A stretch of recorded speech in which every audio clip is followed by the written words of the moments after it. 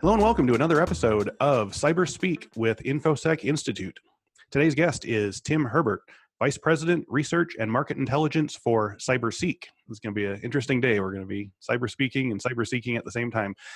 We at Infosec are very excited about the CyberSeek platform. In our role as cybersecurity instructors, we love to give students the tools they need to do great work, but it's equally important to ensure that they know where to find jobs. So Tim is going to give us an overview of the CyberSeek platform, and then we're going to do a thorough walkthrough of the site's capabilities live on the show so you can see the benefits for yourself. Tim Herbert is a self-described data junkie who works to connect the dots and make sense of the ever-changing technology landscape. He oversees the Research and Market Intelligence program at the Computing Technology Industry Association, or CompTIA. Previously, he was one of the leads of the research department at the Consumer Electronics Association, owner of the International CES trade show. He currently spends time analyzing trends associated with cloud computing, mobility, big data, collaboration technologies, the IT channel, and workforce issues, as well as the application and impact of technology on industry sectors such as healthcare, retail, and government. Tim, thank you so much for joining us today. Great. Thanks, Chris. So we like to start our episodes usually by asking our guests a little bit about their security journey. Have you always been interested in cybersecurity and tech? And if so, what brought you to your role with CyberSeek? Well, I think I've always had a fascination with data. So that's probably been my entree into cybersecurity. And I've been with CompTIA for 10 years now. Okay. So certainly I've seen quite a bit over the past 10 years. And then previously to that, about 13 years with the Consumer Technology Association. So I would say my journey certainly is a function of what we do at CompTIA via our certifications and our training. Mm-hmm. And as head of research, I spent a lot of time working with our teams internally to really understand the trends. So I would say most of my interest really comes from understanding the market, understanding what's driving it. And then certainly as of late, data has really become, and analytics really become a core part of cybersecurity. So I think that's another part of my interest in the topic. Yeah. So you said you've been interested in data for a long time. What was the attraction? I think part of it is understanding the world around us. Okay. So whether it is understanding stock market trends or understanding the expanding universe, like you name it, I think I've always had an interest in just how things work. And a lot of that stems back to the data. Yeah. So a lot of times I just play around with numbers and what you can do with it, especially. So mapping has always been an interest of mine. So it really worked out well. It's kind of the natural intersection between the data, the mapping, and then what you can do with it. And that jumps right perfectly into the CyberSeek platform, which seems to be extremely data-driven. So where did the idea for CyberSeek come from? And what do you think the problem was in the cybersecurity industry that CyberSeek was created to address? Okay. The problem that we were originally trying to solve, the Bureau of Labor Statistics, they do an excellent job at a top level of categorizing our workforce. Mm-hmm. But there is quite a bit of a lag, especially in the area of technology, where it takes many, many years between when they introduce a new occupation and then when actually the data is starting to be collected. Okay. So in the case of cybersecurity, they do have a category, but it is somewhat niche in nature. And it only classifies about 100,000 professionals in the US. So even if you are somewhat far removed from the cybersecurity space, that sounds pretty low, just given the size of the tech space and the fact that technology touches everything that we do today. So part of it was to better capture, especially the roles that maybe it's not a dedicated cybersecurity professional, but cybersecurity could be 50% of the job. So think about a network engineer. So we wanted to, one, better size the workforce, and then we wanted to better show the dynamic between what employers need in terms of their workforce and their skills and the specific types of certifications they're looking for. And then what does the cybersecurity workforce looks like? And when you put those two pieces together, that's how you arrive at CyberSeek. And there's more to it than that, but that was basically the gist of the problem that we were trying to solve. So what, I guess I'm very curious about this labor statistic, that only 100,000 people work in cybersecurity. What is the choke point? What are they not seeing about these positions that makes the focus seem so narrow? Is it just people who are only working in this one very specific sort of tech corner? Yeah, they capture cybersecurity analyst. Okay. So potentially a CISO, they would be captured in another managerial category, but there's not a breakout. Someone that maybe is a cybersecurity engineer, they show up another category. Some of the emerging positions, so if you are a pen tester, you may show up in a catch-all other. And it usually takes about 7 years or so. That's just how long it takes for them to update. And to their credit, they don't want to necessarily jump on every new buzzword, Right. because they want to have data consistency over time. You want to be able to track the year-over-year changes. So it does take a long time to evaluate. And groups such as CompTIA, we do participate when they have open forums and when they're putting the call out for what new occupation category. So hopefully over the next few years, they will have a more granular look at cybersecurity roles. Yeah, they have to make sure that that job title is going to be around in 5 years or 10 years or whatever. Exactly. So one of the big sort of talking points right now, understandably in the news, is the concept of the cybersecurity skills gap, that there's far more sort of job openings available than there are people to fill them. What, in your opinion, is the biggest cause of the skills gap? It is a nuanced question, and I would like to preface that by saying, one, that what we often see is that the concept of skills gap, it is often a catch-all term that may describe many different types of labor market challenges, and certainly beyond the technical skills. It could be a function of soft skills or business skills. It could be a function of location. The jobs are in one market, the workers are in another market. It could be a pay gap. We still have situations, especially small businesses. It is very difficult to compete in certain markets for scarce skills. And then also perception gaps. Employers that they may zero in on just one type of candidate and they're not casting a wide enough net. So there's a lot of different components to it. But I will say two of the things that we see in our research quite often, it is the speed of change. Simply, we are seeing new technology enter the market, new platforms, new applications. So certainly that strains not only the workers that have to keep up, but also the training community and others that are producing the training and the certifications. And then also, there's simply more, I would say the other component, and they're somewhat tied together, but just there are more moving parts to security today. Yes. It's not just about defending the perimeter, but it's understanding where your data is located around the globe, and especially with the IoT trend, with edge computing, essentially your data footprint is expanding. There's a much more of a business component now, especially with new regulations, GDPR, and obviously the people component's always there. But I think there's just more to the job today than there was even 5 years ago. And certainly, again, it gets into some of the nuance that the skills gap, it really covers a lot of different topics. But I think those are some of the factors that we tend to see bubble up. You sort of alluded to this briefly, but one of the theories is that there's not so much a skills gap as there's a training gap, in the sense that HR departments are looking for that sort of magical unicorn candidate with the exact right certs and the exact right years of experience and practical background, and they're only getting, one candidate or less for their job postings when they have people in their, company that could possibly be sort of trained up to that. Is there an issue with just the way we sort of cast out the net for cybersecurity people that's causing these choke points? Yeah, I think that certainly contributes to the challenge at some employers. And when you look at enough job posting data, we often joke that you see situations of an employer, they are demanding 5 years of experience for a technology that may be 2 years old. Or they're just asking for, to your point about the unicorn candidate, they're asking for the impossible. Yeah. I think that goes hand in hand, skills gap and training gap.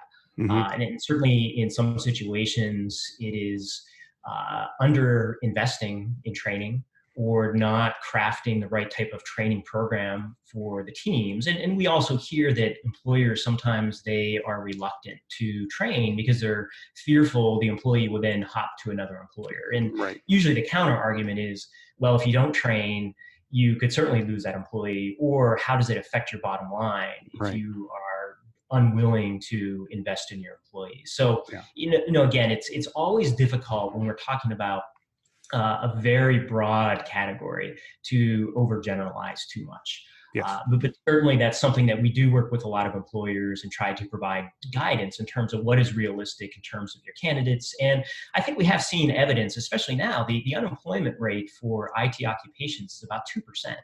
Wow. So for cybersecurity in some markets, it's approaching zero, meaning that every single person that is qualified has a job.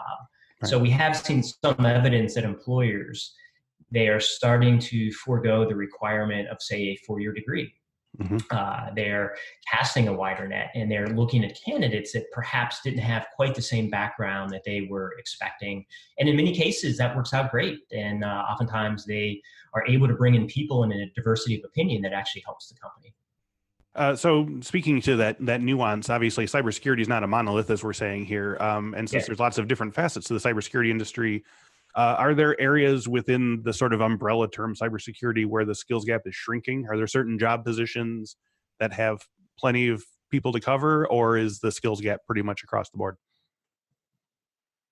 It is a little bit difficult to precisely quantify the size of the skills gap, but I think I would be comfortable saying that, yes, in certain types of positions where maybe security is 30% of the job, but it is not a dedicated cybersecurity role. So again, network engineer or IT support. Yes, we have seen tremendous progress in terms of training that incorporates more of a security element. And in those positions, yes, I think we do have a well-qualified workforce. We have a solid pipeline. Mm-hmm. Where we see the gaps begin to emerge or become more prevalent, we are becoming more specialized with cybersecurity. It's not just a jack of all trades type of position, but really there's some very specific skills that are required. And as you move up the ladder, taking on more of the governance role as well, certainly yes. And I would say the other component, increasingly industries, they want industry specific expertise. So it's not just knowing the technology, but it's really knowing the business behind the technology.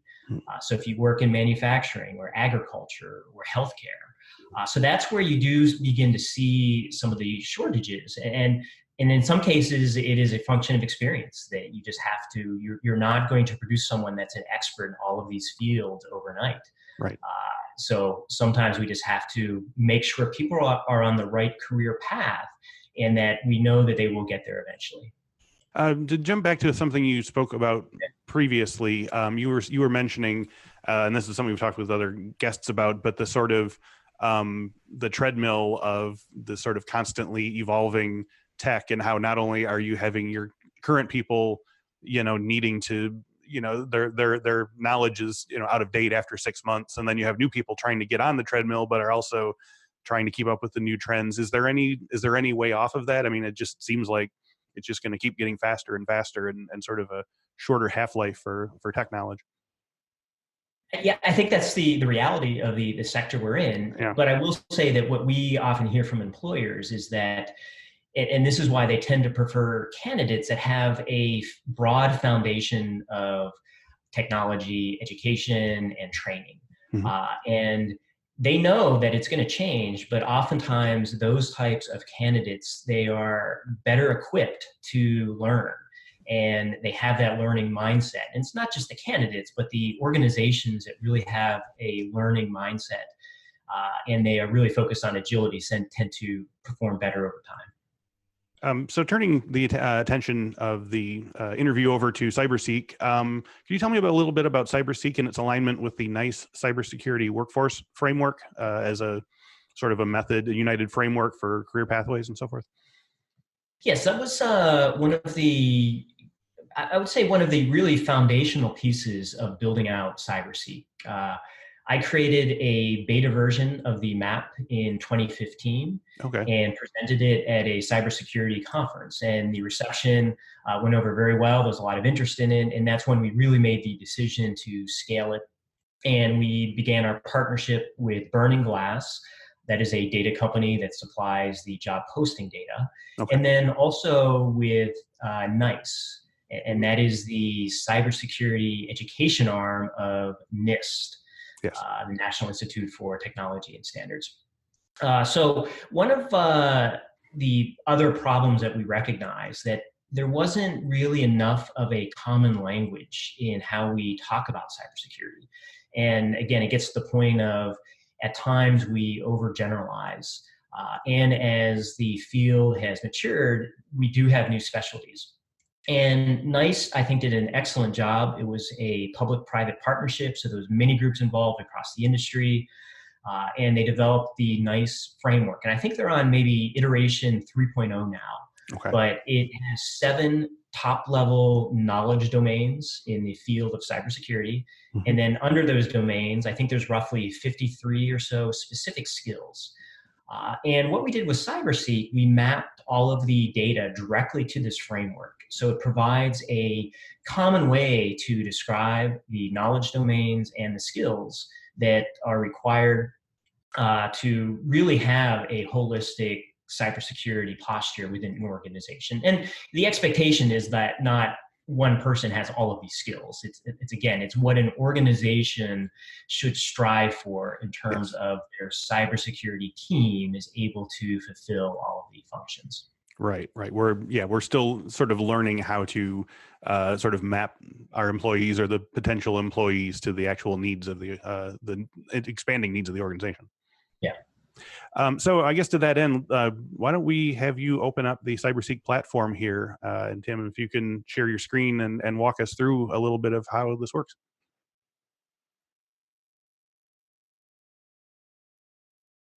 Okay. There it is.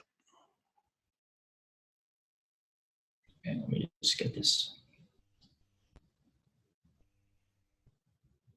All right, so this is the main page of the interactive map, and you will see there are a few different areas, and I'll get to this in just a second. But for most people, this is the starting point for their use of CyberSeek. And just a very quick view, you do see that there's lots of different toggles here, and there's lots of different ways to interact with the map. And it's really meant to be hands-on, and that's what we hope users do, that they play around with it, they explore different areas of the map, both in terms of the location, the skills, and some of the different ways that they can interact with the data. Okay. And I'm sorry to jump in for a moment here, but if for people who can't see the URL, this is www.cyberseek.org/heatmap. HEATMAP.html. So, and we also have an audio podcast version of this, so I definitely want to make sure that they hear it. So, so this is the page where you should be starting your journey, basically. And it defaults to total job openings. Okay. So this is the data that I referenced. It comes from Burning Glass, and there's a number of different providers for job opening data, but I think Burning Glass does an excellent job. They are a dedicated data company. And they invest a lot of time ensuring that the data is as high a quality as can be. And what you will notice is that the initial view, it's based on essentially the nominal size of job postings. So as you would expect, some of the larger states are going to have more job postings, simply just a function of the size of their workforce, and hence they're going to have more cybersecurity professionals. So certainly California, Texas, Virginia, Illinois, and so forth. And then some of the less populous states. So as you would expect, Wyoming, there's going to be fewer job openings in a state such as Wyoming. So I think that's pretty straightforward. And then you can certainly view this at the metro area level as well. And this In many ways, it functions the same way. So if you were to go to New York, you're going to see one of the highest counts for cybersecurity job postings, Washington, D.C., and this is at the metro area level. So you will see, in some cases, a Washington, D.C. spans quite a few different areas. But this gives you a general feel for the data as a function of size. And then one of the things that you immediately start to wonder, though, how does it compare as a proportion of the local workforce? So this is more of a relative measure. And one of the ways that we do that is through the location quotient. So this is relative to the overall number of cybersecurity or number of IT job postings within the state. And you do see some changes here. So most notably, you see something like Colorado. So relative to California, as a proportion of jobs in Colorado, there's a more concentrated or a higher concentration of cybersecurity demand among employers in Colorado. And you see the same with Virginia and Maryland, and a little bit in Massachusetts as well. Yeah. And it's not to say that, again, there's not job postings in Texas or California, but it's relative to the overall number of postings within these states. Yeah. And then, of course, we can do this at the metro area as well. And I think this is where you see some of the interesting stories emerge. And obviously, there's a lot of focus on Silicon Valley or some of the other tech hubs around the country, but you do begin to see some areas that maybe they're overlooked to some degree. You see in Montgomery, Alabama. Sure. And relative to other job postings in Montgomery, cybersecurity has a pretty high concentration. So that's an indicator that demand is relatively high in Montgomery relative to many other metro areas around the country. Yeah. And no, I'm sorry, go ahead, Chris. Oh, no, as I'm looking at this, I was just going to point out that, if you are interested in getting into cybersecurity, but you are, for whatever reason, geographically bound to an area that doesn't have, a great tech concentration, it's still interesting to note that even in, what otherwise look like sort of tech deserts, like, Montana or North Dakota, like you can still sort of, freeze down into what are the actual metropolitan areas that have, relative cybersecurity tech concentration as well. So, if you're, taking care of a family member, but you still want to do it, like there's still, it's not just you're not zeroed out here. And I would just to follow up on that, I would say this tool is also used heavily by employers that may be thinking about where are we going to locate our next new headquarters. Yep. And while they may be thinking, yes, I'm going to go to one of the tech hubs, they also will be competing with many other companies. And this is where they begin to think, well, maybe if I were to place my headquarters in Omaha, I have a much better chance at securing the talent that I need relative to, say, San Jose. So that's a pretty useful way to interact with the data as well. And then just a couple of other features here. You will see that the data can be segmented between the public sector and private sector. And this is also a function of our partnership with NIST. So we wanted to make sure that we had the government presence. And that's certainly in areas such as Washington, D.C. There's a heavy concentration of firms that support the cybersecurity needs of the federal government. But you see that in many places around the country where there's a need, whether it's via military or even supporting local government. So that's one segmentation as well. Very cool. And then there's also a segmentation by the size of the metro area. And this is somewhat more just of a drill down. It gives you a chance to, if you just want to look at small metro areas, it's a way to toggle between some of the different cuts in the data. Gotcha. Yeah, so that's the basics of the map, and there's a few other metrics that we use, such as the ratio between supply and demand, and that's simply looking at the base of workers. And the thing that I always remind people that the current base here, if you see the figure, it's roughly a little over 700,000. Yes. And that doesn't necessarily mean these are people sitting on the sidelines waiting to be hired. These are people that are employed. Yeah. So in many cases, it's a matter of recruiting someone from another company, or they may be looking for a promotional opportunity or a new experience, or maybe they're relocating to another part of the country. Right. But this, when you compare this to other industry sectors, and we do this with Burning Glass across every sector, cybersecurity has one of the, I would say, the lowest ratios between the demand and then the base of the workforce.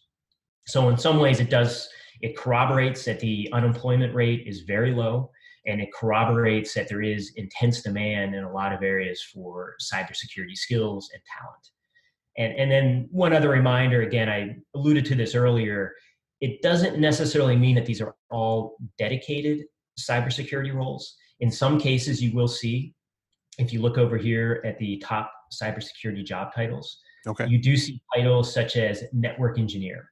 Yes. So these are individuals that there's a heavy cybersecurity presence, but that's not the only component of the job.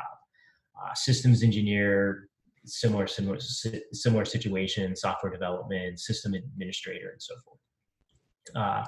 But generally, this gives you a pretty good feel for employers as they are posting for different types of positions, some of the various types of job titles that they're using. Okay. So these are the titles you're probably going to be seeing a lot in the want ads or the, sort of job postings on the corporation sites. Correct. Mm-hmm.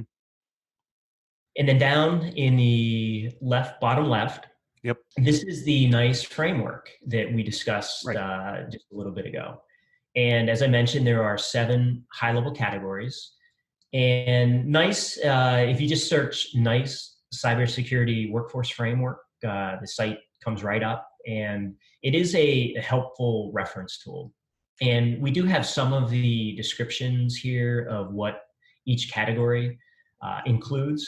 But as I mentioned, there are 53 subcategories of skills. So if you need a deep dive, obviously go to the NICE website for that.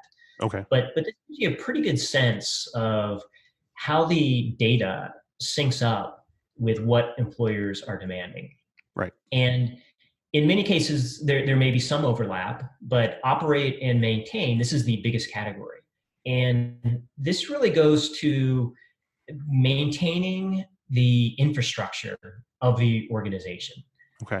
And obviously there's a cybersecurity component, but it's probably broader than just maintaining data security, but it's really maintaining the entire infrastructure. And then the second biggest category is securely provision. And it does allude a little bit to the acquiring technology, but a lot of it is a function of integration and how different technologies make their way onto the network, or how different platforms are expanded through API. So a lot of it really comes into how the company designs and expands their IT architecture over time. And then certainly if you go down through each of the categories, you do see some of the smaller, more niche, such as analyze. And that's, I think, one of the areas that is really starting to gain momentum in terms of the interest in using analytics. Certainly AI will play a role here in terms of how we are using data to really understand what is happening on networks and where the red flags are in terms of potential threats. And then governance, that's another area that companies, they really have woken up to the fact that cybersecurity is not just an IT department issue, but it's really a boardroom issue and a C-suite issue. So I think this is probably another area that companies are focusing more attention on governance and making sure that they're really thinking about the entire organization and the impact of cybersecurity. And you think that these numbers will probably go up over the time as organizations start realizing the value of having these types of positions? I think we probably will see some of the growth in these areas. And the last one's a little bit hard to see, but investigate. And in many ways, investigate is pretty closely tied to analyze. But that's really thinking about the proactive nature of cybersecurity, and not just playing defense, but thinking about penetration testing This is or like other threat hunting and incident response, so forth. exactly other offensive measures to Mm-hmm. protect yourself. Very cool. But I think, yeah, these are some of the areas that we will see some of the growth in these bottom categories here. Now, is it counterintuitive, or should you really, if you're looking, to sort of get into a niche that has lots of opportunities, should you be looking towards operate and maintain, or should you kind of put your chips on one of the smaller ones with the idea that it's going to grow, or is it just where your interests lie? It's probably, it could be a function of interest. So certainly if you have a strong interest in analytics, that may guide your decision, but it may also be where you are in your career. Okay. If you are head of an IT department and you are thinking about moving into a CISO role, yes, I think you would want to focus perhaps on the oversee and govern. So really understanding how you're developing the policies that guide the organization. If you are working in IT support and you are looking to make that next career step, you may be thinking operate and maintain, and then that may lead to securely provision. So getting into some of the higher level designing the network and some of the architecture, and then obviously the cybersecurity that sits behind it. So it could be a function of your career path as well. Okay, so some of the shrinking numbers are also just a sort of pyramid notion of some of these are higher level things than previous things, so there's going to be less positions. Correct. Mm-hmm. Correct. And then lastly, the bottom right here, we do list some of the top certifications that are popping up in the job postings, as well as the number of certification holders. So this is essentially the supply of individuals that hold these certifications. And it doesn't necessarily mean that they are available for employment, but that is the base of potential workers in a particular area. And in some cases, these could be individuals that they are recruited to a new company, or they may be focusing on additional training to move up the career ladder or so forth. But this gives you a pretty good sense of some of the different certifications that pop up in terms of employer demand.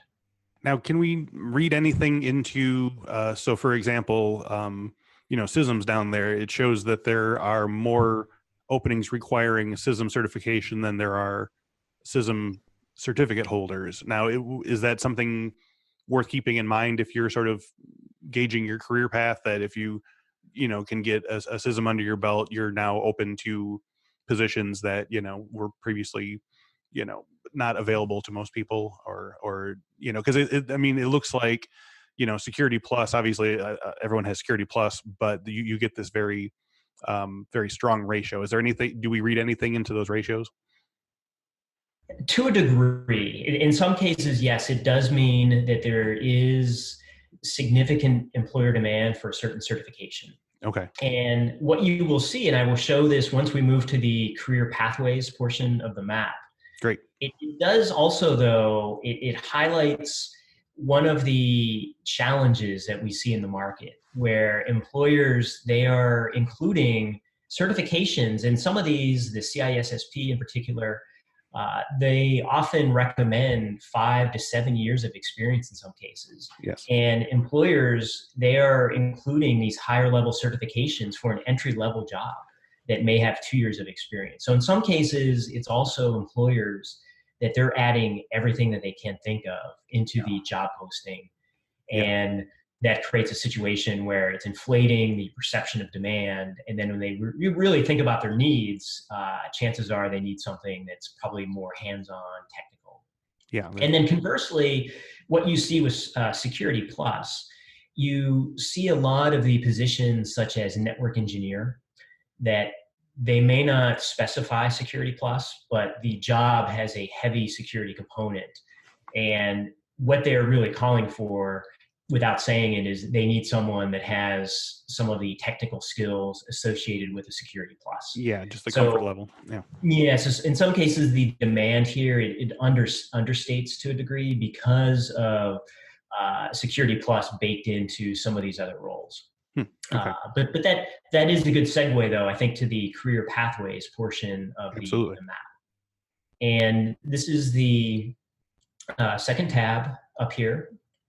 And as the name implies, it is really designed to help whether these are job candidates or even employers to understand what are some of the pathways that we see from feeder role up through entry level, mid-level, and advanced. And if we were to start with the first networking role here, it does give you some additional information in terms of what are the common job titles associated with professionals in the networking space, the certifications, the skills, and then the likely cybersecurity skills that will be required to move to the next level.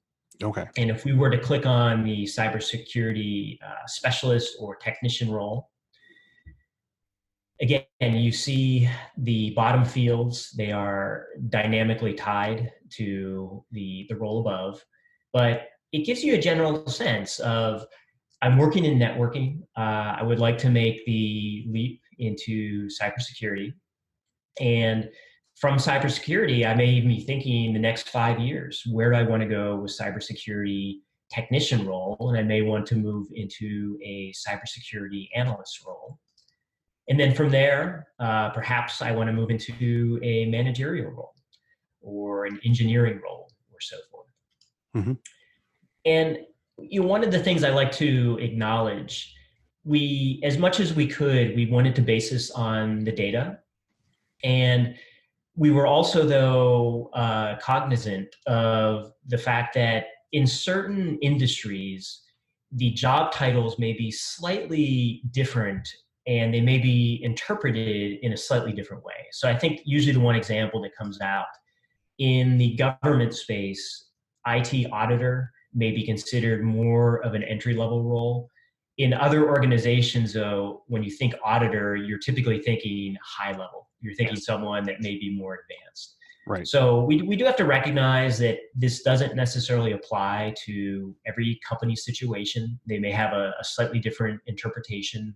And again, a lot of it is a function that we wanted to make sure that we reflected the various types of government positions and how they map back to the data. Hmm. And then if I could jump back to the cybersecurity technician role. Sure.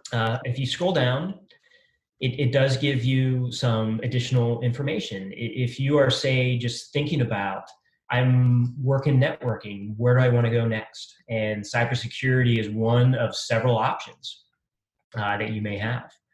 But you want to get, obviously, one important question is, what are the salary expectations? Mm-hmm. What are the education requirements? What are some of the certifications that I should expect to have to demonstrate to a potential employer? And then some of the skills as well. And I think one of the interesting things here, and again, this ties back to some of the discussion points earlier, that so many of the roles today, the expectation is beyond the technical, that there is a soft skills component, that there is a business skills component. And you do see in the list here, and again, these, it's not real time, but these do reflect what we're seeing with employer data. But you do see customer service and project management show up in the top 9 in terms of the skills for this role. And I think that, again, reaffirms the importance of having well-rounded candidates and not just individuals that have the technology down. Yeah, this is all very exciting stuff here. So, I guess we've got a pretty good overview of the site here now. You've sort of shown us all of the major tools. Let's sort of imagine that you're sort of an imaginary cybersecurity expert, or you're a student or whatever, and you're coming onto CyberSeek for the first time, trying to think about where you want your career to go. What sort of path would you take through the site to sort of help you winnow down? Where would you start? Would you start with the heat map, sort of get the geography, or would you start with looking at jobs, or what do you think? I will say the tendency that I see most often when I give demos at trade shows and whatnot, the natural tendency is people want to see what's in their backyard.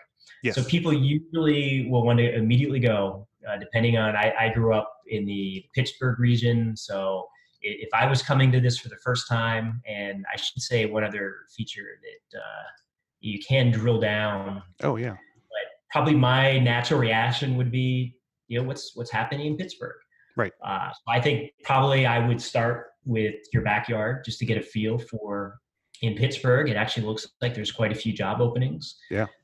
Relative to some of the surrounding areas. So I think that would be probably a pretty good starting point. And then from there, I think it is always helpful to have the big picture. Yes. And to understand what may the career pathway look like. And this is going to vary, obviously, if you are starting with little technology background, you're coming essentially to the tech space for the first time. Right. I would be looking at some of the different feeder roles. Okay. And I think it just both this map here and just as a general principle that it can be overwhelming. Yes. Thinking about your career over the next 10 or 20 years, but trying to break it down into smaller pieces. Mm-hmm.